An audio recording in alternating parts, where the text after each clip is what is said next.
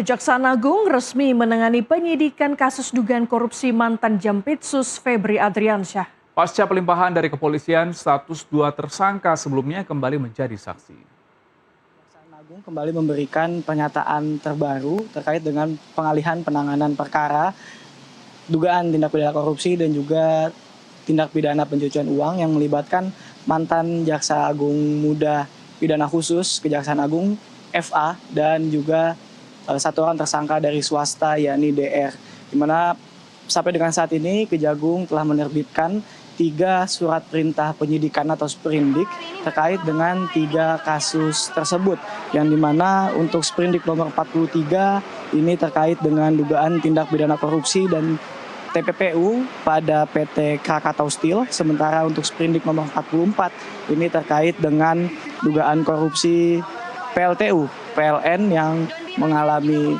blackout di Sumatera, sementara untuk sprindik nomor 45 ini terkait dengan dugaan korupsi di Asabri.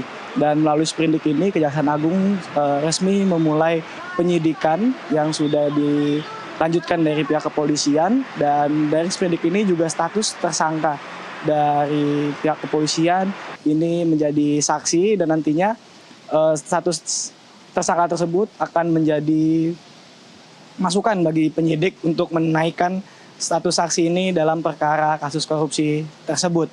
Dan disampaikan tadi oleh Kapus Penkum Kejaksaan Agung Anang Supriyatna bahwa status tersangka dari FA maupun juga DR ini tidak gugur meskipun sprindik baru diterbitkan oleh Kejaksaan Agung.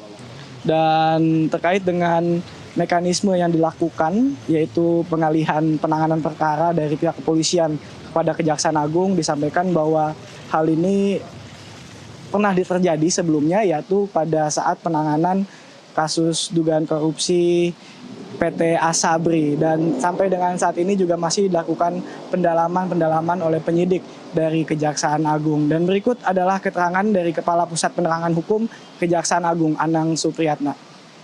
Saat ini Kejaksaan Agung telah menerbitkan sprindik sebanyak 3 sprindik.